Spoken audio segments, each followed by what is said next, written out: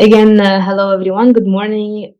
Thank you for joining this webinar on the importance of flow in organ-on-a-chip models with a focus on vessel-on-chip models. We're here joined by Dr. Valeria Orlova. She's a group leader, and Dr. Dhanesh Kasi. He's a researcher from Leiden University Medical Centre. They are experts in human-induced pluripotent stem cells and organ-on-chip models, in particular vessel-on-chip model. Thank you very much for joining. For the outline, in this webinar, we will introduce the concepts of flow and shear stress, discuss their importance in biological tissues.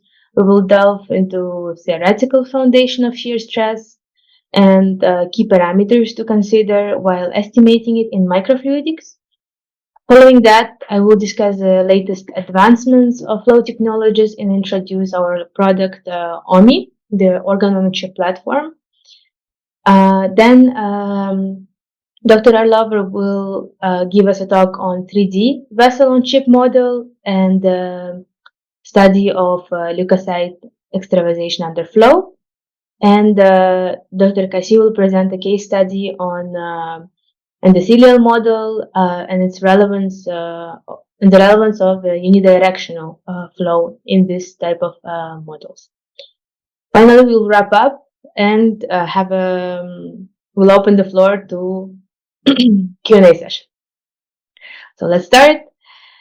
As you already might know, in vivo, cells are constantly exposed to fluid flow, whether endothelial cells, lining of blood vessels, or even inside our muscle cells that are influenced by interstitial flow.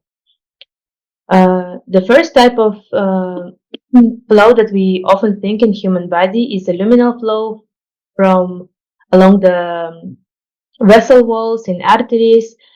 This flow is typically periodic and pulsatile, generating high shear stress due to high velocity.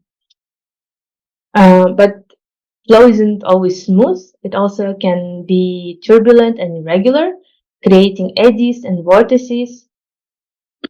And it often happens in the larger artery branches or where the sudden geometry changes or branches out.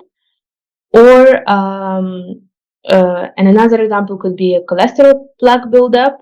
In these cases, turbulent flow can happen, which is characteristic of vascular pathology like atherosclerosis. And beyond the blood vessels, most mammalian tissues experience fluid movement through the extracellular matrix.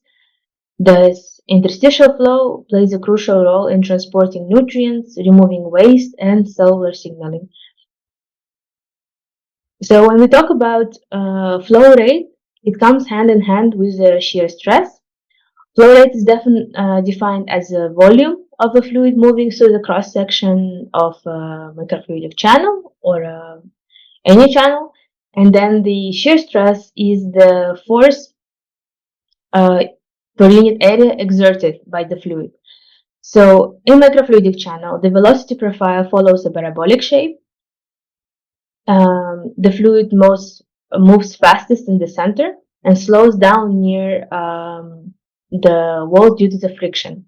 However, the shear stress is the opposite because it's a dragging force, and it's highest on the channel walls where the fluid interacts with surface and the lowest at the center. So this is a formula of a shear stress in rectangular channel, and it is influenced by a cross section, so height and width, and flow rate and dynamic viscosity. So higher the flow rate, higher the shear stress. It is also very important to be able to estimate this factor when designing organ-on-a-chip experiments. So as I mentioned, it's influenced by flow rate, fluid viscosity, and channel geometry.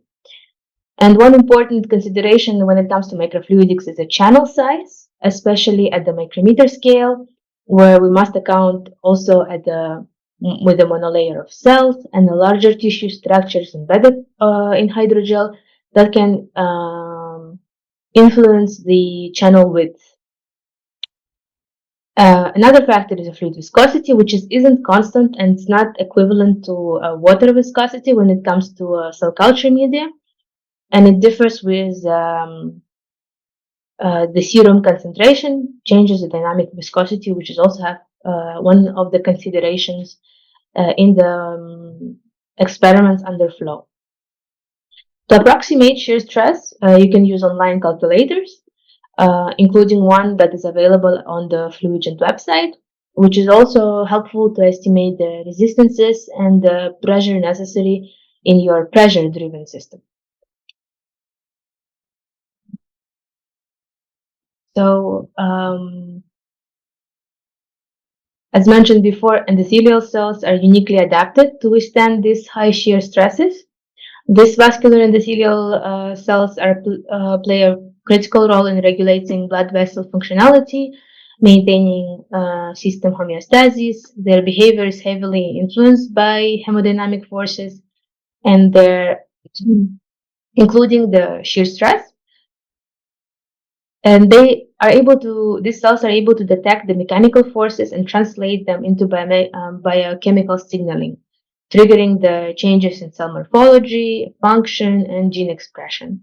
On the right, you can see the example of this response at 10 dyne per centimeter square with the bovine aortic endothelial cells that align to the direction of the shear stress.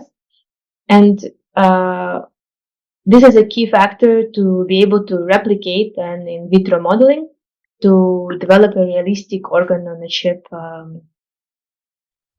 model.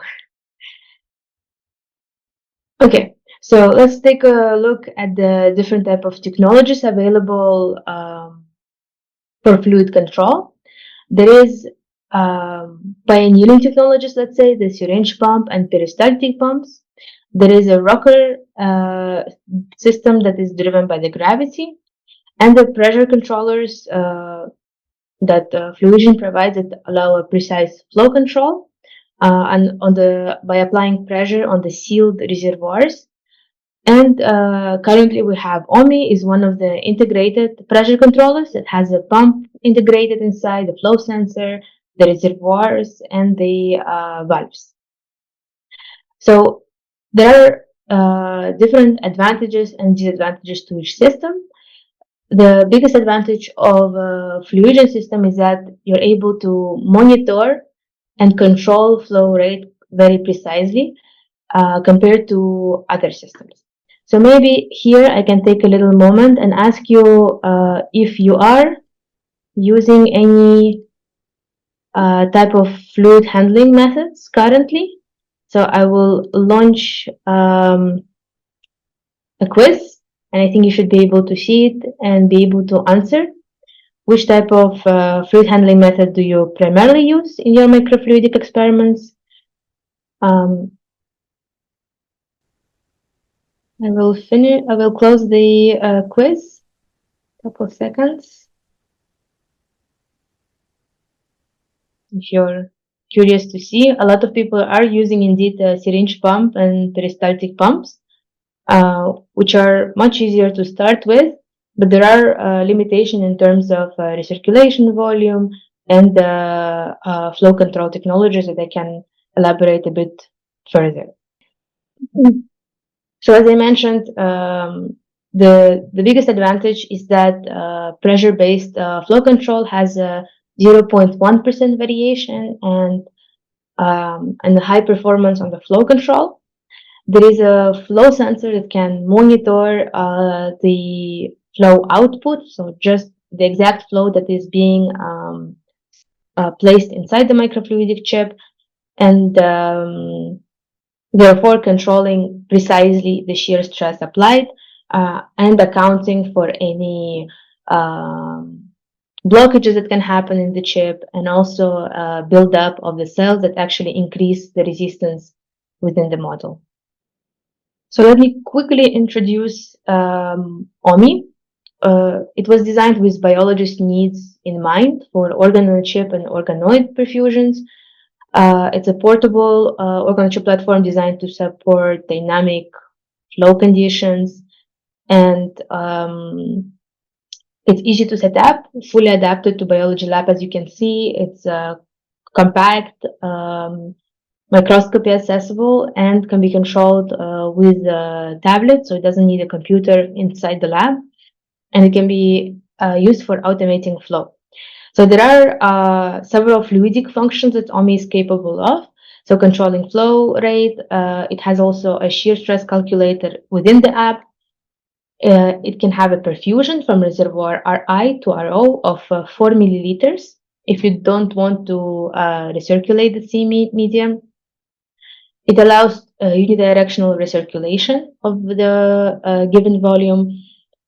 Timed injection in case if you'd like to introduce some drugs or molecules within the microfluidic system, and the sampling.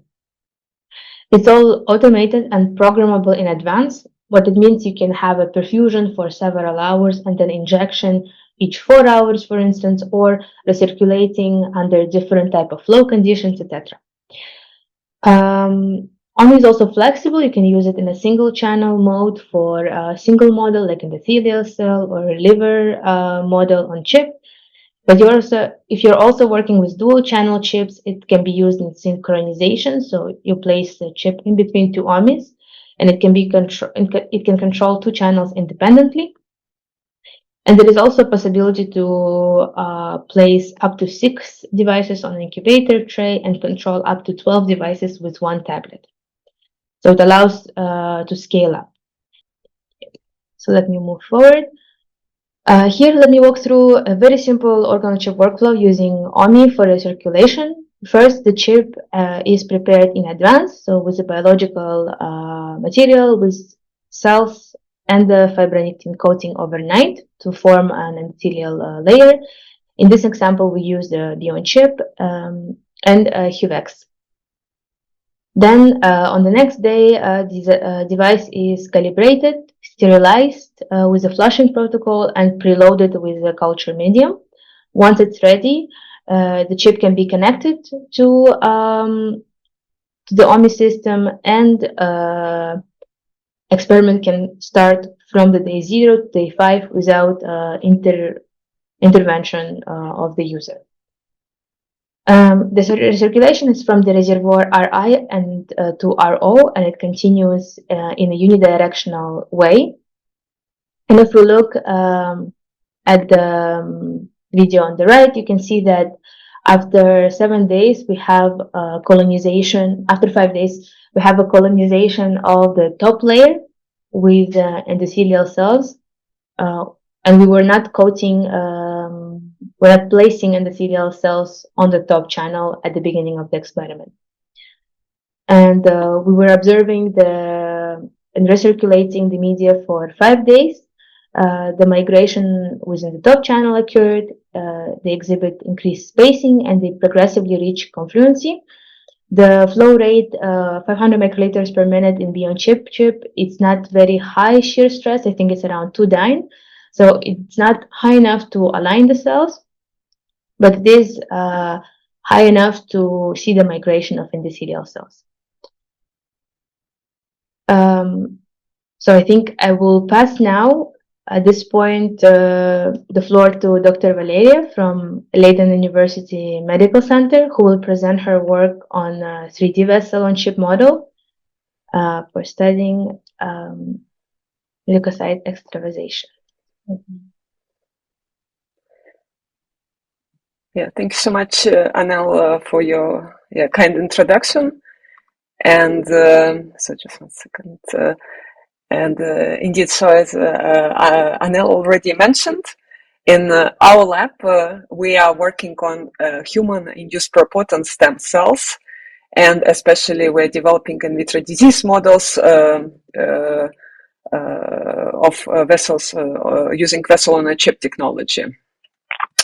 And so where we started is in the past, I must say, more than now, like 1 decade, we've been first developing protocols to efficiently differentiate human-induced pluripotent stem cells into different cell types. And this includes iPS-derived endothelial cells, neural cells, pericytes, and vascular smooth muscle cells, but we've been also developing protocols to make other cell types, including iPS-derived monocytes and macrophages, and of course we also have expertise in our department to make cardiomyocytes from human-induced pluripotent stem cells. And next, to make more complex models, we actually utilize recent engineering advances, which allows us to make 3D vessels on a chip.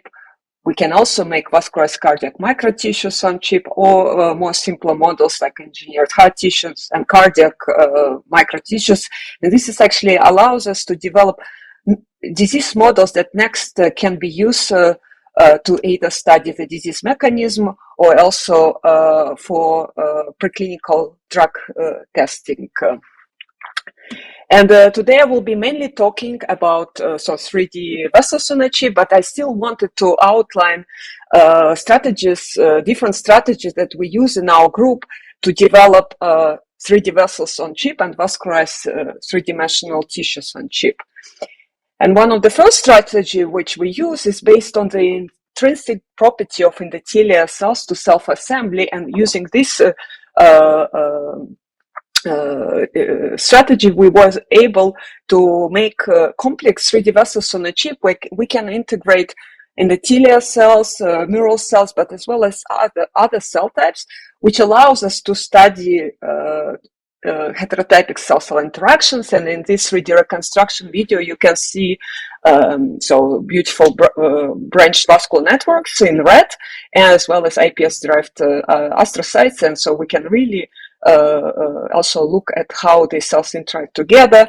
We also developed a model to vascularize 3D cardiac microtissues on chip.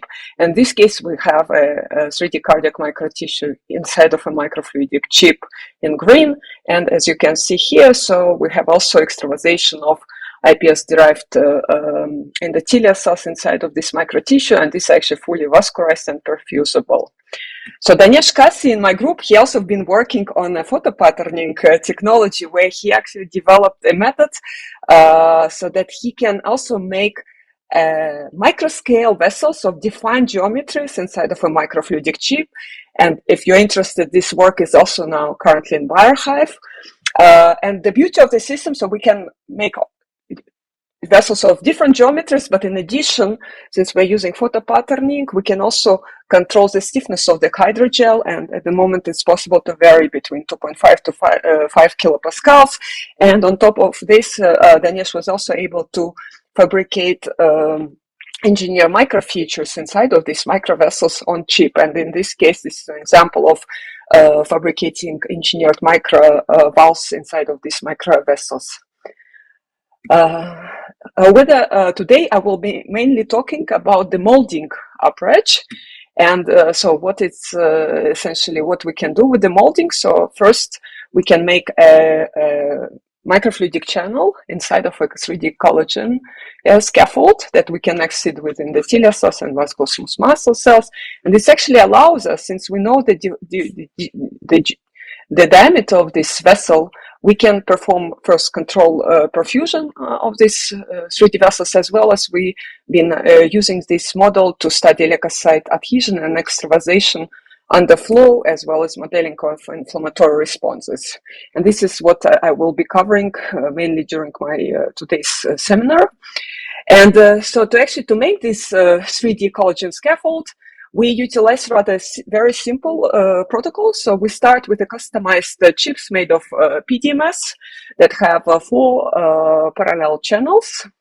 We first inject collagen type 1 inside of this microfluidic channel, and then by simply applying less viscous liquid, in this case we can use PBS, we can actually generate a straight lumen inside of this collagen gel. And once the collagen solidifies, so this is what you can see in the second harmonic imaging, we really end up with a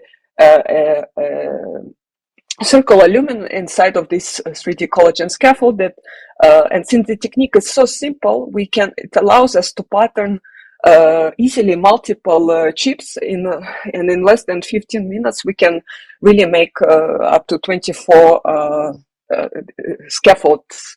And next, once these scaffolds are fabricated, we can perform sequential seeding. So we can first seed, for instance, like neural cells, and we've been working both with human primary brain vascular pericytes as well as iPS-derived vascular smooth muscle cells. And once these neural cells attach, next we can continue with the seeding of iPS-derived endothelial cells. So we can really make more complex 3D vessels that include both neural cells as well as endothelial cells in this model. And another advantage of this the molding approach, that we can really control the diameter of these 3D vessels. So for instance, here we analyzed independent 3D collagen scaffolds right after patterning.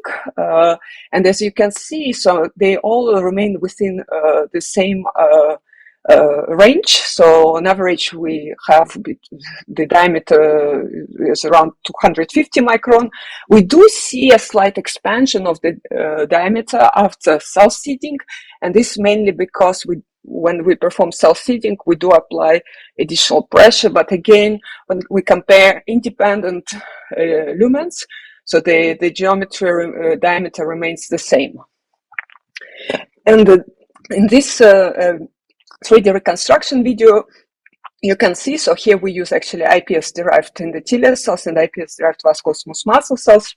And what is very nice, that endothelial cells in these 3D collagen scaffolds, they form a confluent monolayer, and at the same time, they also nicely surrounded by iPS-derived vascular smooth muscle cells that are also closely interacting with endothelial cells, but they're all positioned outside of the endothelial cell lumen.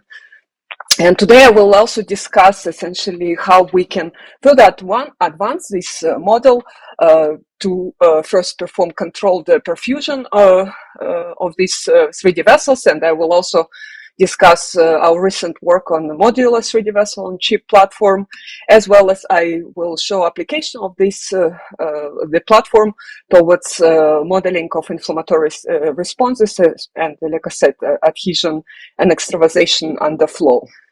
So I will start with the modular 3D vessel on chip platform.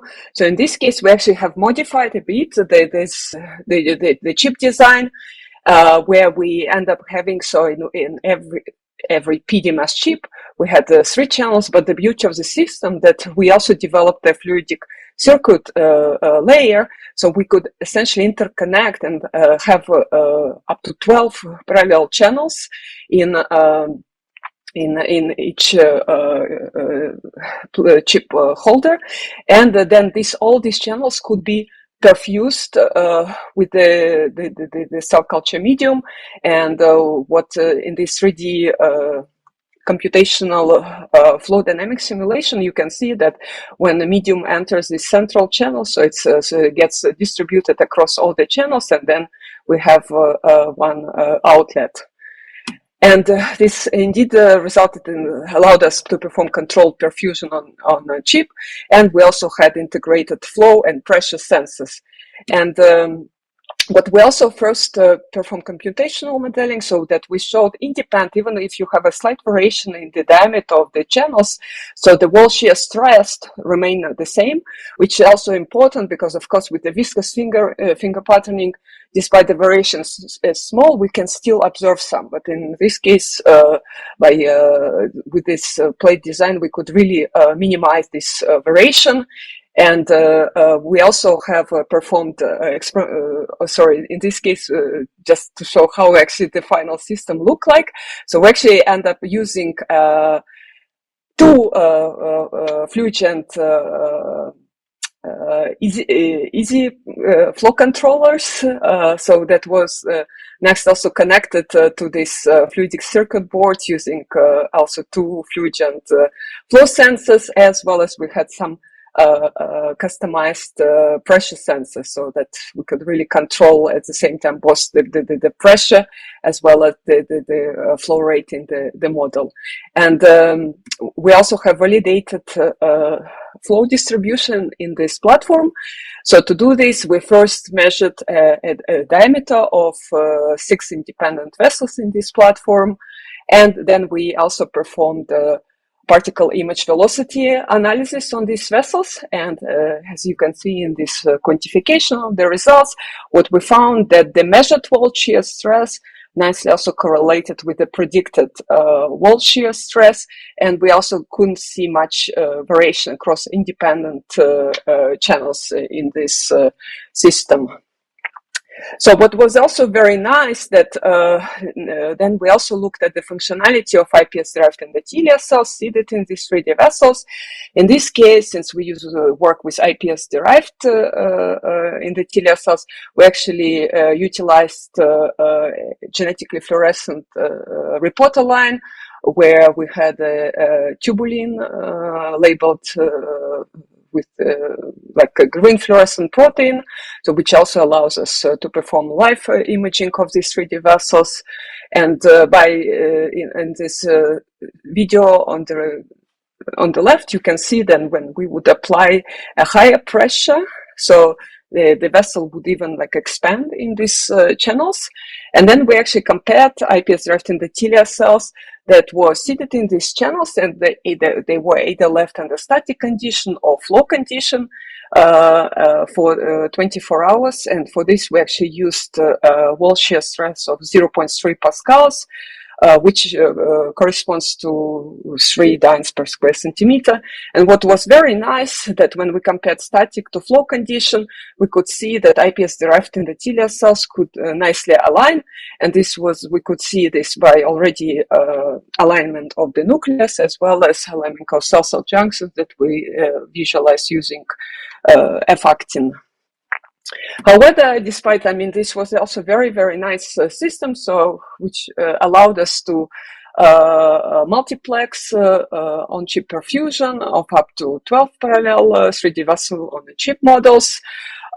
We also, using this setup, we could reduce variability and also increase throughput, as well as in principle. So it was relatively simple for an engineer who was also developing this model. So we could use commercially available Fluigent flow easy pressure pumps and flow sensors. However, we still had some problems with this whole setup. First of all, since we have a single inlet and outlet, so essentially all the channels could only be perfused with the same flow condition, as well as same medium across all channels. And in addition, the system still end up a bit more complex to be more adopted by biologists in my group.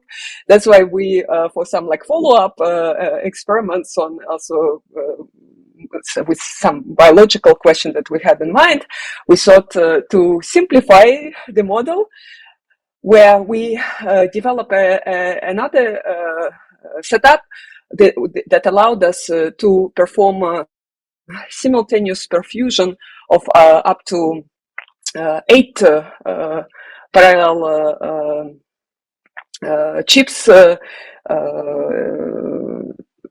in real time. And so this setup actually was, for this we used Fluigent Microfluidic flow control system, or MFCS. And this is actually a real image how this setup looks like in our cell culture incubator.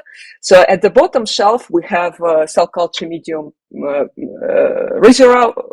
reservoirs with these pressurized cups, because of course the whole system is controlled let's say pressure. So in the middle shelf, we have 8 Fluigent flow sensors, and in the top we have microfluidic chips, as well as outlet reservoirs. And with this system, so we, as I already mentioned, we could perform simultaneous perfusion of up to 8 to 3D vessels on chip.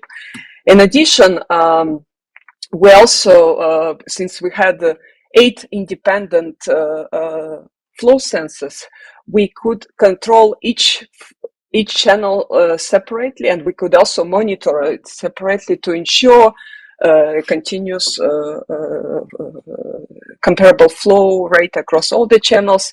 And finally, what we also really like about this particular setup is also that it provided us a stable flow profile over time. So in this case, because with the Fluigent system, we could monitor not only pressure, but we can also get all the parameters about the flow rate over the duration of the experiment. And as you can see, in both cases, it was very stable. And actually, these minor peaks, I think they mainly correlated. So if someone would open the cell culture incubator and close it. And then we next indeed use the system to look at the inflammatory responses in our 3D vessel on chip model. To do this, we first compared the 3D vessels on a chip. They either had only endothelial cells, so this we call monoculture, or 3D vessels on chip that had both endothelial cells and mural cells. So the co-culture model. And to induce inflammatory response in endothelial cells, we treated these 3D vessels on a chip with TNF-alpha for 12 hours. And as a readout, whether it worked or not, we use actually ICOM-1, which is a known marker that gets upregulated in endothelial cells upon inflammation. And what was very nice that in both cases, in monoculture condition and co-culture condition, we could see a nice upregulation of ICOM-1 expression in iPS-derived endothelial cells. And next, we performed also leukocyte adhesion and extravasation experiments. And to do this, we actually also took advantage of iPS-derived monocytes, where we could use a fluorescent reporter line that had a green fluorescent protein with a nuclear localization signal, which essentially allowed us to easily track these iPS monocytes in our 3D vessels on a chip. And then you can see in these real images, so for instance, in the chips that haven't been treated with TNF-alpha, so the monocytes, they keep flowing through these vessels and only few would adhere. Whether when we pre-treated these 3D vessels with TNF-alpha, we could see that many of the monocytes start adhering to the endothelial cells. And next, we could also perform confocal imaging of these chips. So again, here we can see in monoculture just endothelial cells and co-culture endothelial cells and vascular smooth muscles. In both cases, we could still see adherent monocytes to endothelial cells. And when we looked at the adhesion between monoculture and co-culture, we could not see any differences. What we also found that we also couldn't see initially any extravasation of these monocytes into the extravascular space. So and what we decided to do next is also to see whether continuous perfusion of these 3D vessels on a chip could further enhance extravasation of monocytes. And to do this, we compared either static chips or chips that were kept under flow conditions using the setup that I showed you earlier. And for this, we actually performed perfusion with shear stress of 2 dynes per square centimeter for 6 hours. And what was already very nice, so when we actually compared static versus flow conditions, again, like as I showed you earlier, under static conditions, we hardly could see any extravasation of iPS-derived monocytes into this extravascular space.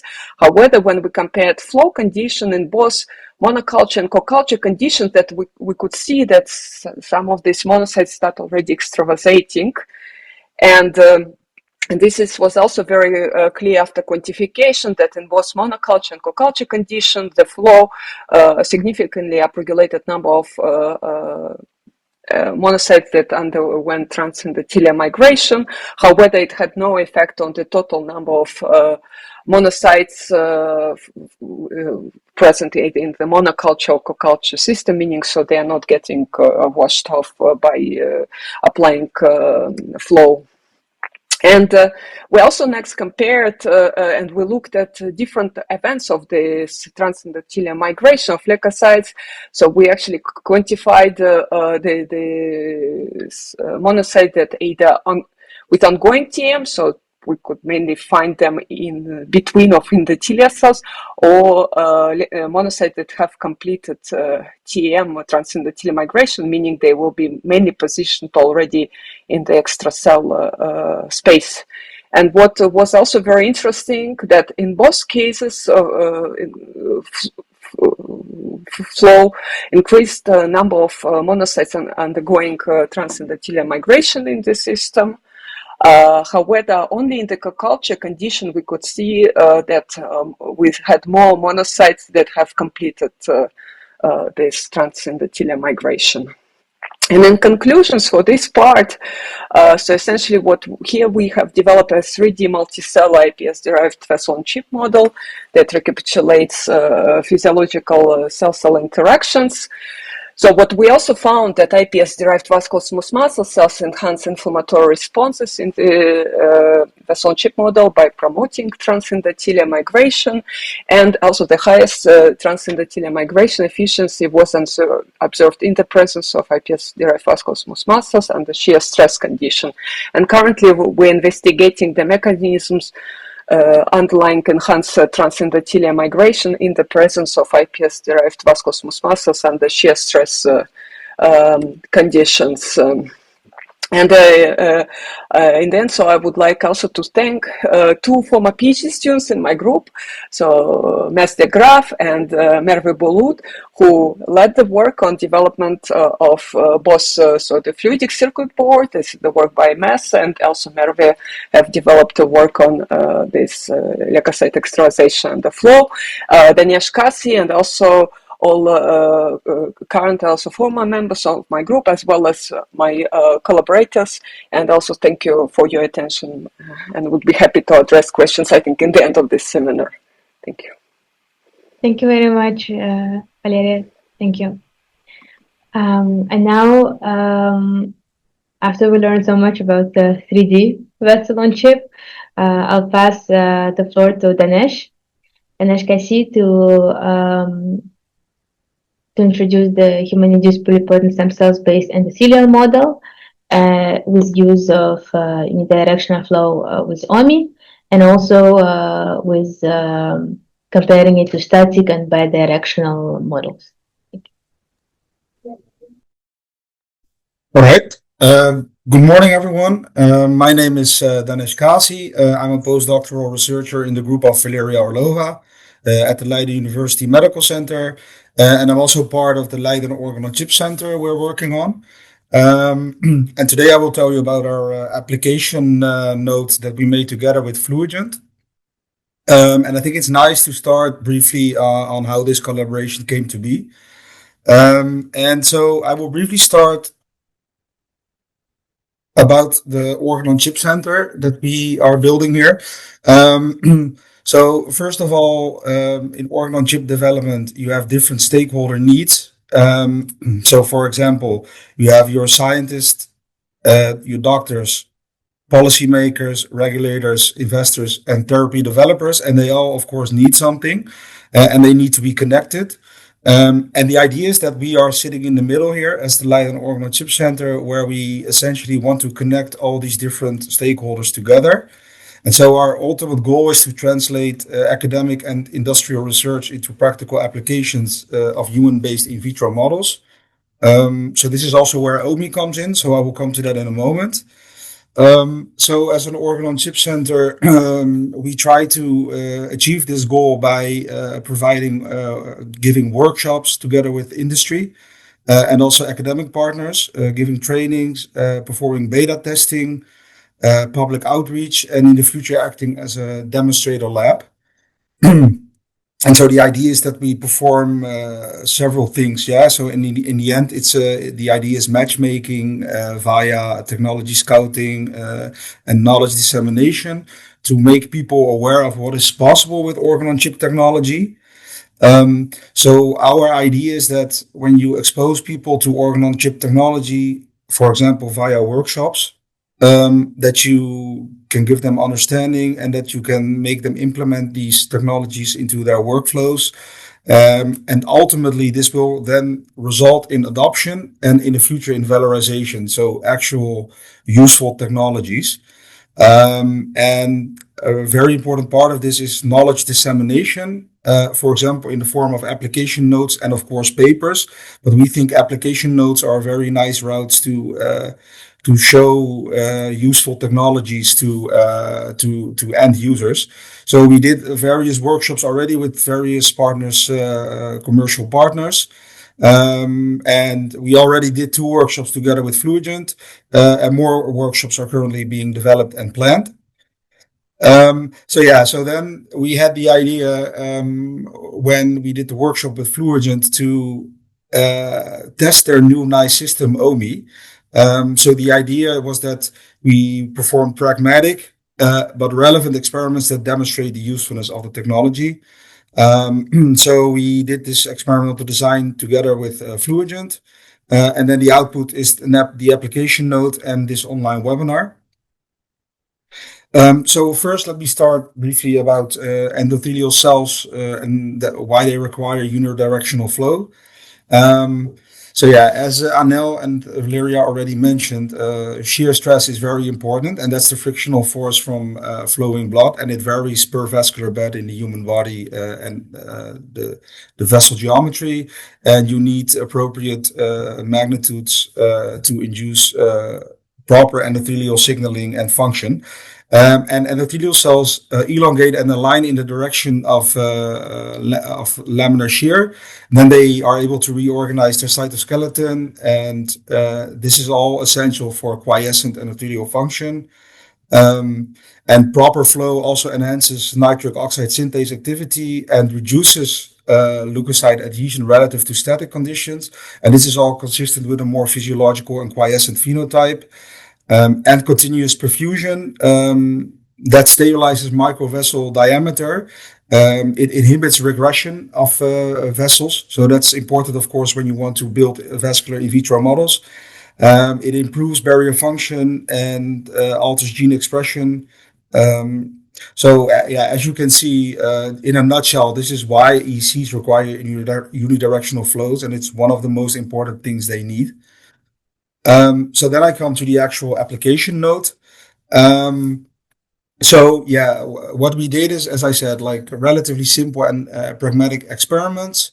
So here you see the setup. So we connected 2 Omis, and we used Beyond chips, which are essentially simple flow channels that you can connect to Omi with Lure connectors. And then we did a 5-day experiment where we compared unidirectional flow to static and bidirectional conditions. And for the unidirectional flow, what we did is we sort of performed a training regime where we sort of performed preconditioning of the endothelial cells. And that resulted, I can already tell, like in alignment, as we also expected. But it's very nice to see that this regime caused this alignment over the course of 5 days. And that we were able to do that relatively easy with Omi. After this experiment, we fixed cells and we performed immunofluorescence, and then we performed feature extraction using polarity jam. And that's a very nice tool that I can really recommend. You can extract many features, including cell alignment and cell polarization. I will come to that in a bit. Using Omi, you can precisely control your flow conditions, and because it's able to perform recirculation, it's very easy to use. It requires way less cell culture medium. And as you can see here in this image, Omi is controlled by a tablet with an intuitive interface, and you can control multiple Omis at a time. So as I said, we used 2. And then you are able to follow the flow profiles over time via the tablet and the web interface. So as you can see here, as an example, these are representative flow traces of the flow that Omi reported. So here you have a flow rate switch from 50 to 100 microliters, as you can see here, right? So it goes up here at this time point. And here we have the switch from 150 to 200 microliters a minute, as you can see here. And every time you see at regular intervals these drops, and that is when Omi uses the bypass channel to refill the inlet, let's say, right? Because it's recirculating the medium. As you can see from these representative traces, we had stable flow profiles during the whole experiment. This is an image, a bright field image where we have our iPSC-derived endothelial cells aligned. And these are the endothelial cells that Valeria also briefly described in her presentation, so developed by our lab. What you then see is that when you compare static to bidirectional to unidirectional flow, it's from these images quite clear that it induces cell body alignment parallel to the axis. Parallel to the flow, sorry. So here we did a VCA adherence staining together with DAPI. So then I come to Polarity Gem. So that's a tool developed by Holger Gerhard's group. With it, you can extract several features, including the Golgi to nucleus orientation and the cell shape orientation. So what we did is we stained for VCA adherent and for the Golgi system. So here we used the Golgi membrane protein 130. It's a well-known marker. I hope from these moving schematics coming from the Polarity Gem documentation that it's quite. I hope it's clear that how it's actually able to quantify, let's say, the angle, right? So it takes the angle from every cell in your image, and then I will come to that in a bit. It summarizes it, and then you have your collective a collective parameter that indicates then alignment or not, let's say, or polarization or not.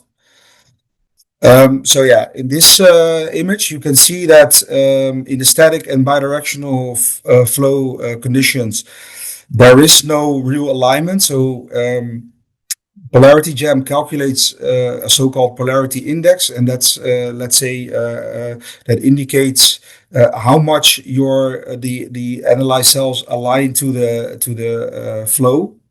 And in this case, you see there is no alignment. When you compare it to the unidirectional flow, you see a way higher polarity index of almost 1, which indicates almost full alignment to the flow direction. So what you might notice is that it seems that there is some alignment here, and this is in the static and bidirectional flow. And I hypothesize that this is due to the seeding density, so the initial seeding density. So this has to do, I think, with the spreading of the cells in the chip. I think this clearly illustrates the effect of the unidirectional flow that Omi provides, that it provides very strong alignment to the flow, which is what we wanted to see. So then when you look at the actual polarization, right? So the Golgi to nucleus polarization, there it becomes quite clear that when you compare the polarity indices of the static and bidirectional flow, which are 0.06 and 0.0243, compared to almost 0.2 for the unidirectional flow, that really indicates that the endothelial cells are migrating against the flow, and that the Golgi system is sort of oriented upstream in every cell, let's say, right? So here you can see the circular plots indicate that this arrow here is directly opposite to the flow direction. So this is exactly what we wanted to see, and this indicates how unidirectional flow influences endothelial cell behavior. As I said, in a pragmatic way, we try to demonstrate the usefulness of the Omi system. And I think we did that in this application note. So I want to finish with some take-home messages. Omi is easy to use, and it provides stable unidirectional flow with recirculation, which is a very nice feature over time. It induces endothelial cell alignment and polarization. And it's suitable for vascular in vitro disease modeling because, as I said, you really need unidirectional flow in your models. And I think it's also important, and Anel already mentioned this, that you can essentially connect almost every chip to Omi, both commercial and custom. So it's suitable for vascular in vitro modeling because of that reason. So you are free to use whatever chip you want. And for now, that was it. I would also really like to thank Fluigent for this nice collaboration. Thank you, Dhanesh. It was indeed a very nice collaboration, and we can see the impact of unidirectional flow on the endothelial cells. So that was an exciting thing to see for us. Thank you, Dhanesh. And indeed, we did have a workshop with Organ-on-a-Chip Center at the Leiden at LUMC with a hands-on session with Omi. So that was something very interesting, and I hope we can continue. Maybe this year we'll have another workshop, maybe on a different thematic. Still, work in progress. Okay, so let me go to the just to wrap up. To end this webinar, I want to quickly introduce Fluigent for those who do not know us. At Fluigent, we want to help researchers and industries to be successful in their fluid control applications at the microscale, where microscale control is critical. We provide thousands of flow controllers worldwide with a presence in US, with a subsidiary in US, and with more than 10 distributors around the world.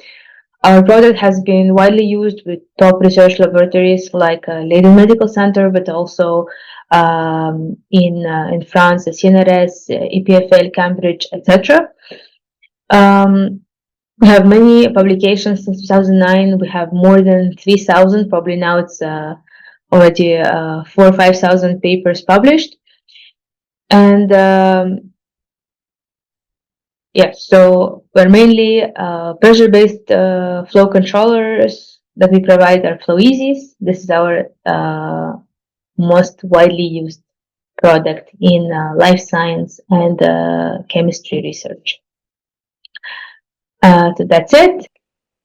So thank you everyone for your questions. We also have I have my email address here. If you have any questions after, please you can contact me directly or contact us at contact@fluigent.com. Thank you, Valeria. Thank you, Dhanesh, for your time. I'll see you again for the second session. Yeah, I'll see you later. And thank you everyone for participating in your discussion. Have a good day. Bye-bye. Bye. Okay, bye.